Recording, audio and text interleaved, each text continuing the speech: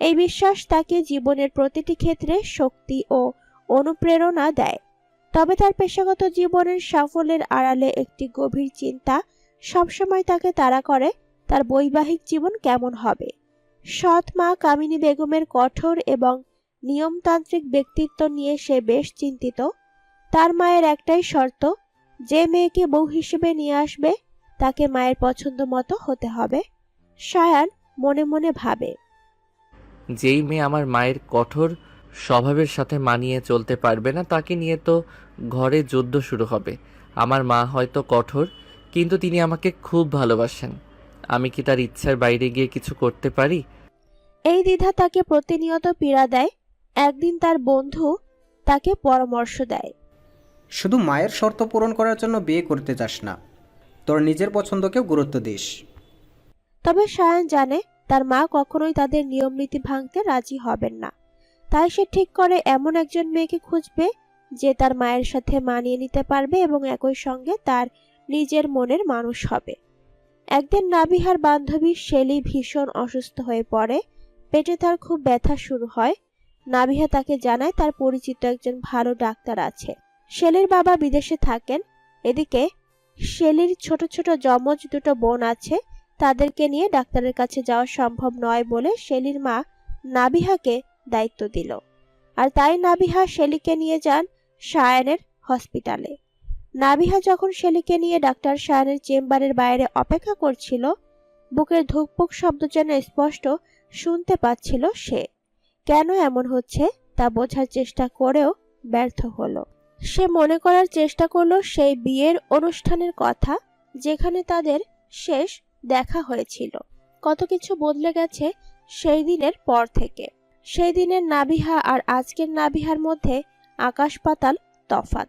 তখন সে ছিল প্রাণবন্ত, সাজগোজ পছন্দ করা এক সাধারণ মেয়ে। আর আজকের নাবিহা, সে এখন আরো সংযত, আরো পরিণত, নিজেকে ইসলামের পথে পরিচালিত করার চেষ্টা করছে। নাবিহা মনে মনে ভাবল, সায়ান যদি চিনেও থাকে তাহলে নিশ্চয়ই অবাক হবে। আর যদি চিনতে না পারে তবুও কোনো আক্ষেপ নেই তার, কারণ সে জানে আল্লাহর প্রশংসায় সবকিছুর ঊর্ধ্বে।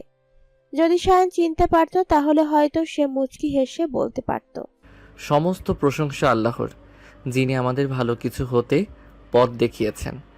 এই চিন্তা নাবিহাকে শান্তি দেয়। কিন্তু তার মনের ভেতরে সায়ানকে দেখার সেই পুরনো অনুভূতিগুলো আবারও উকি দিতে শুরু করে। নাবিহা দ্রুত নিজেকে সামলে নেয়, কারণ সে জানে দুনিয়ার সব সম্পর্কের ঊর্ধ্বে আল্লাহর সন্তুষ্টি অর্জন করাই তার লক্ষ্য। এদিকে সিরিয়ালের ডাক আসতে দেরি হচ্ছিল।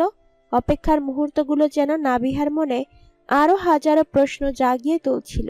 অতঃপর ডক্টর সায়ান খুব শান্ত এবং দায়িত্বশীল একজন চিকিৎসক। তিনি শেলির সব লক্ষণ ভালোভাবে শোনেন এবং প্রয়োজনীয় পরীক্ষা নিরীক্ষার জন্য নির্দেশ দেন। ঠিক তখন নাবিহা নিজের অজান্তে সায়ানের দিকে অপলক দৃষ্টিতে তাকিয়ে থাকে।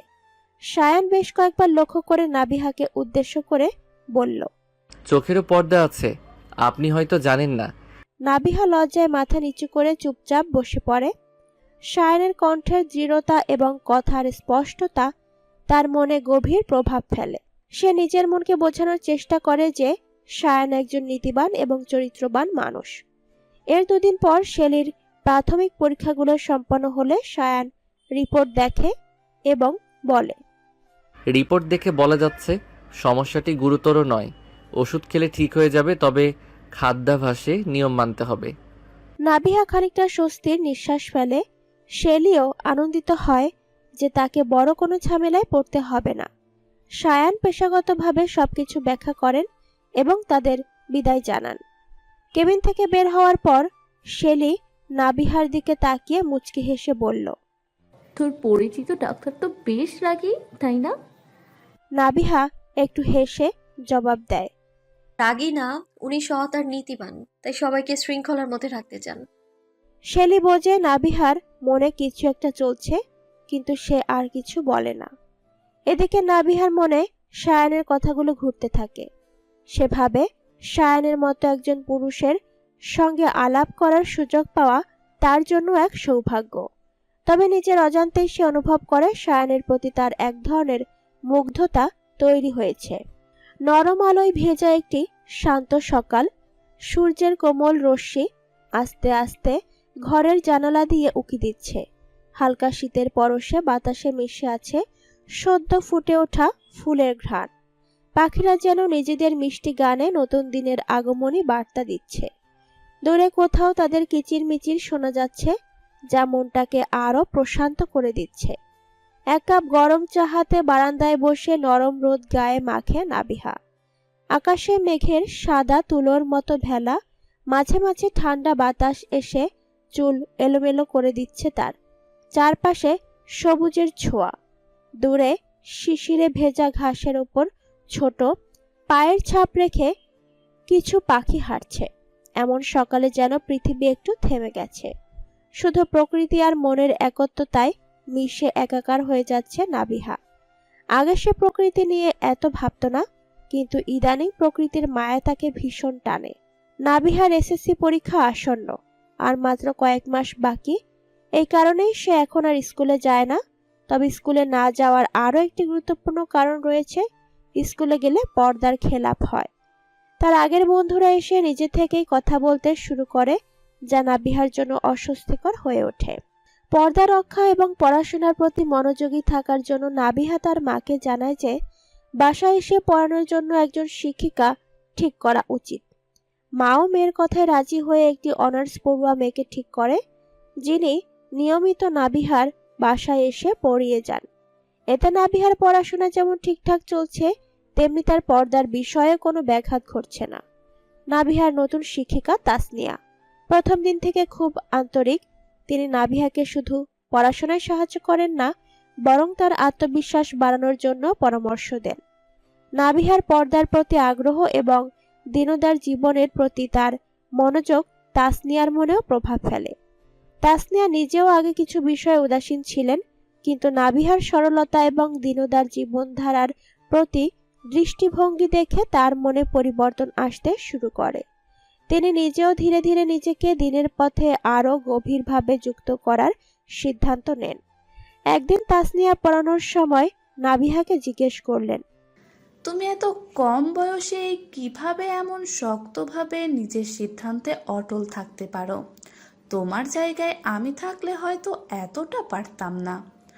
নাবিহা মৃদু হেসে বলল, আপু, আমাদের জীবনে সবার আগে আল্লাহর সন্তুষ্টি। আমি যদি জানি যে আমার এই ছোট্ট চেষ্টা আল্লাহ পছন্দ করবেন, তবে কেন করব না? তাসনিয়া গভীরভাবে নাবিহার কথা ভাবতে লাগলেন। এভাবে পড়ানোর পাশাপাশি তাদের মধ্যে একটি সুন্দর বোনের মতো সম্পর্ক গড়ে উঠল।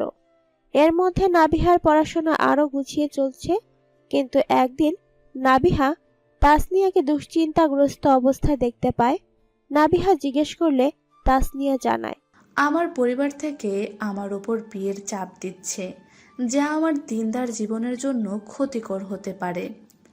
এরপর নাবিহা তাসনিয়া আপুকে সান্ত্বনা দিয়ে বলে, আপু, আল্লাহর উপর ভরসা রাখুন। যেই পরিস্থিতিই আসুক, আপনি দিনের পথে থাকবেন। আমি আপনার পাশে আছি। নাবিহার কথা শুনে তাসনিয়া নতুন করে সাহস পান এবং নিজের পরিবারকে বুঝিয়ে বলেন। এভাবেই তারা একে অপরের জীবনকে দিনের পথে এগিয়ে নিতে সাহায্য করে থাকে। এদিকে নাবিহার পরীক্ষার সময়ও ঘনিয়ে আসে। শেষ পর্যন্ত তাসনিয়া আপুর সাহায্য এবং নিজের অধ্যবসায়ে নাবিহা পরীক্ষায় চমৎকার ফলাফল করে। এরপর তাদের সম্পর্ক আরও দৃঢ় হয় এবং তারা একসঙ্গে দিনের কাজে অংশগ্রহণ করতে থাকে, যা তাদের জীবনে সত্যিকারের শান্তি এনে দেয়। যখন কেউ আল্লাহর সন্তুষ্টির জন্য নিজের পথ ঠিক করে নেয়, তখন আল্লাহ তাদের জন্য সাহায্যের রাস্তা খুলে দেন। এখন নাবিহা আপাতত অবসর সময় পার করছে, তাই ঘরে বসে না থেকে কোথাও ঘুরতে যেতে ইচ্ছে করছে তার। একা একা কোথাও যেতে দিবে না তার ভাই, সেজন্য তাসনিয়াকে সাথে নিয়ে নেয় নাবিহা।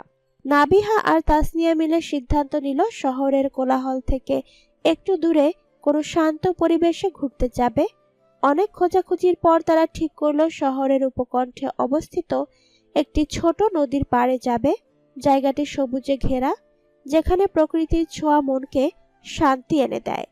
তারা দুপুরের দিকে রওনা হলো। নদীর পাড়ের কাছে পৌঁছয়ে প্রথমেই তাদের দৃষ্টি কাড়ে বিশাল কাশফুলের বন। হালকা বাতাসে কাশফুলগুলো দুলছে, যেন প্রকৃতি নিজেই তার সৌন্দর্যের গান গাইছে। নাবিহা মুগ্ধ হয়ে বলে উঠল, আপু এখানে এসে মনটা যেন কেমন হালকা লাগছে। আমারও ভীষণ ভালো লাগছে গো। নদীর পানি ছিল স্বচ্ছ, যেন আকাশের নীল রং পানিতে মিশে গেছে। তাসনিয়া পা ডুবিয়ে বসে পড়ে আর নাবিহা মাটিতে বসে নদীর স্রোতের দিকে তাকিয়ে থাকে। পাখির কিচিরমিচিরে পরিবেশ আরো মোহনীয় হয়ে উঠেছিল। পাশেই ছিল একটি বড় গাছ, যার নিচে ছায়ায় তারা দুজনে বসে গল্প করছিল। একসময় সূর্যটা পশ্চিম আকাশে ঢলে পড়ে, চারপাশে কমলা আভার সৃষ্টি করে। নাবিহা হঠাৎ বলে উঠল, আপু, জীবন যদি প্রকৃতির মতো এতটাই শান্ত হতে পারতো কি ভালো হতো, তাই না? তাসনিয়া হাসি দিয়ে সায় দেয়, তারপর জিজ্ঞাসা করে, আচ্ছা বনু, তোমার মধ্যে কেমন করে দিনের দাওয়াত পৌঁছালো আমাকে বলা যাবে?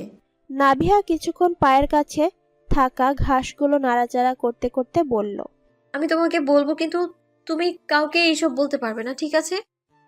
তাসনিয়া মাথা দুলিয়ে বলল। আচ্ছা বলবো না, তুমি নিশ্চিন্তে বলতে পারো। নাবিহা কিছুক্ষণ চুপ করে বসে থাকলো, যেন কথাগুলো ঠিকভাবে সাজিয়ে নিচ্ছে। তারপর ধীরে ধীরে বলতে শুরু করলো। একজন ডক্টরকে আমার ভীষণ ভালো লাগে, তিনি খুবই ধার্মিক একজন মানুষ। তাসনিয়া একটু অবাক হয়ে বলে উঠল, ডাক্তার? তার মধ্যে এমন কি দেখলে যে তুমি এতটা মুগ্ধ হলে?